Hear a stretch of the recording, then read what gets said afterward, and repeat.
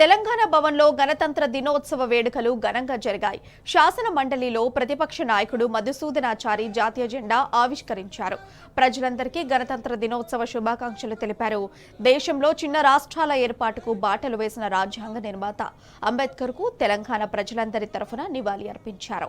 అంబేద్కర్ స్ఫూర్తితో అహింసా మార్గంలో ప్రత్యేక రాష్ట్రాన్ని సాధించిన కేసీఆర్ 10 ఏళ్లలోనే తెలంగాణను అన్ని రంగాల్లో అగ్రభాగాన నిలిపారని మాజీ డిప్యూటీ సీఎం మహమూద్ అలీ చెప్పారు. ఇక రాజ్యాంగానికి తూట్లు పొడిచేలా కేంద్ర రాష్ట్రాలు వ్యవహరిస్తున్నాయని బీఆర్ఎస్ నేతలు దాసోజు శ్రావణ్, దేవి ప్రసాద్, తుల ఉమా, గెల్లు రవీందర్ ఫైర్ అయ్యారు. ప్రజలంతా ఒకటై రాజ్యాంగాన్ని కాపాడుకోవాలని పిలుపునిచ్చారు.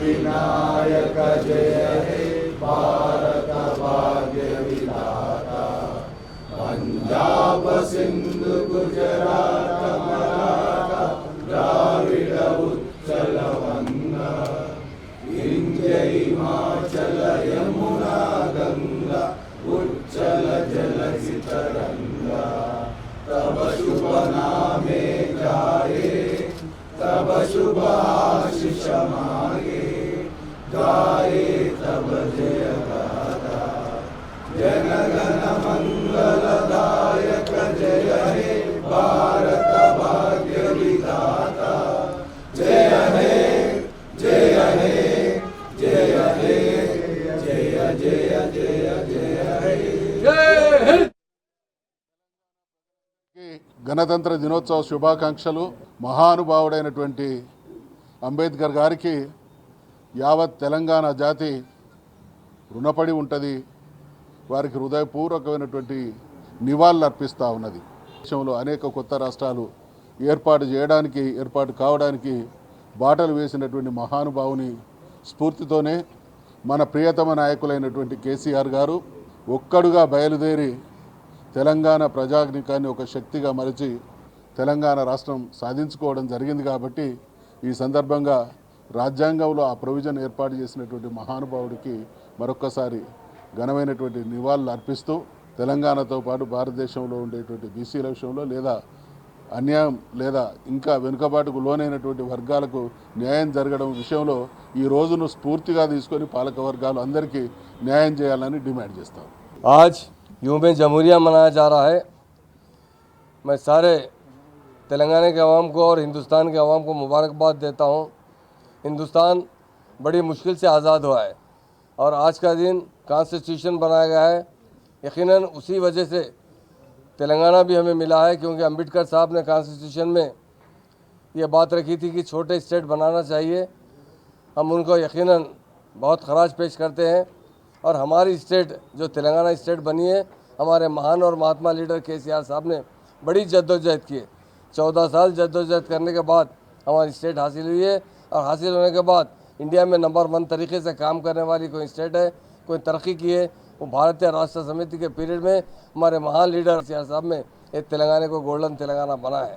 ఇవాళ భారతదేశంలో అనేక మంది ఇంకా సరైనటువంటి సమాన వేతనం కావాలని, సమానత్వం కావాలని, కూడు కావాలని, గూడు కావాలని ఇంకా పోరాటాలు జరుగుతున్నాయంటే దానికి కారణం రెండు జాతీయ పార్టీలు, ఒకవైపు బీజేపీ, కాంగ్రెస్ ఒక సుదీర్ఘకాలం పరిపాలించినప్పటికీ కూడా దేశ ప్రజల పట్ల సరైనటువంటి నిబద్ధతతో కానీ కమిట్మెంట్తో కానీ పనిచేయలేదనేటువంటి విషయం వాస్తవం. రాజ్యాంగం ఇచ్చినటువంటి హక్కులన్నింటినీ కూడా పేద ప్రజలకు అందడానికి బీఆర్ఎస్ పార్టీ కేసీఆర్ గారి నాయకత్వంలో గత 10 సంవత్సరాలుగా అనేక ప్రయత్నాలు చేసింది. ఆ ప్రయత్నాల్ని వమ్ము చేయడానికి ఇలా రేవంత్ రెడ్డి ప్రభుత్వం చేస్తున్నటువంటి కుట్రను కూడా ఈ దినోత్సవ సందర్భంగా మనం అందరం కూడా గుర్తించుకొని ఈ రెండు జాతీయ పార్టీలకు సరైనటువంటి గుణపాఠం చెప్పాల్సినటువంటి సందర్భం ఆసన్నమైందని మేము మా పార్టీ పక్షాన విజ్ఞప్తి చేస్తూ ఉన్నాం. భిన్న జాతులు, భిన్న భాషలు, భిన్న సంస్కృతులు ఉన్నటువంటి ఈ దేశాన్ని సంఘటితం చేసి సమన్వయం చేసి ఒక తాటికి మీదకి తీసుకొచ్చి ఒక దేశంగా నిలబెట్టినటువంటి ఒక మహోన్నతమైనటువంటి ఒక గ్రంథం భారత రాజ్యాంగం. అటువంటి రాజ్యాంగాన్ని ఇవాళ తుంగల దొక్కాలనేటువంటి ఒక ప్రయత్నం ఇవాళ పాలక వర్గాలు కశ్మీర్ నుండి కన్యాకుమారి వరకు చేస్తున్నటువంటి ఒక దుర్మార్గమైన సంప్రదాయాన్ని చూస్తూ ఉన్నాం.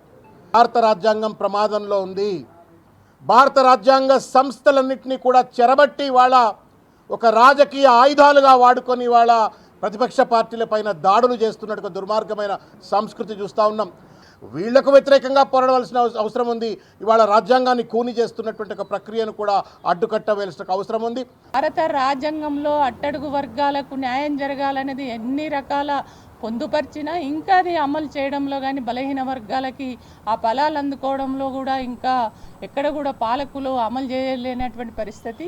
కానీ భారత రాజ్యాంగాన్ని అమలు చేస్తూ అట్టడుగు ఇంకా ఈ భారత రాజ్యాంగంలో ఇన్వాల్వ్ కానటువంటి ప్రజలు ఎవరైతున్నారో వాళ్ళకు కూడా ఈ పరిపాలన ఫలాలు అందించే విధంగా చూడవలసినటువంటి బాధ్యత ఈ ప్రభుత్వాలపైన ఉంది అని చెప్పేసి ఈ సందర్భంగా తెలియజేస్తున్నాను. ఇవాళ దేశంలో భారతీయ జనతా పార్టీ అధికారంలోకి వచ్చిన తర్వాత రాజ్యాంగ స్ఫూర్తికి విరుద్ధంగా ఇవాళ పాలనలో వాళ్ళు నిర్ణయాలు తీసుకుంటున్నారు. ఫెడరల్ స్ఫూర్తితో పనిచేస్తామని చెప్పి ఆ రోజు రాజ్యాంగబద్ధంగా ప్రమాణం చేసిన రాసుకున్న రాజ్యాంగాన్ని ఇవాళ కేంద్రంలో భారతీయ జనతా పార్టీ ఇవాళ తూట్లు పొడుస్తూ ఉంటే ఈ రాష్ట్రంలో అధికారంలో ఉన్న కాంగ్రెస్ పార్టీ మాత్రం ఇవాళ మౌనంగా ఉన్నట్టుగా స్పష్టంగా కనిపిస్తూ ఉంది. ఖచ్చితంగా తెలంగాణ విద్యార్థులు, యువకులు ప్రతి ఒక్కరం కూడా ఫెడరల్ స్ఫూర్తికి అనుకూలంగా దీన్ని కాపాడుకుంటానికి ప్రతి ఒక్క పౌరుడు కూడా పోరాటం చేయాల్సిన బాధ్యత మనందరి మీద ఉందని చెప్పి విజ్ఞప్తి చేస్తూ జై తెలంగాణ.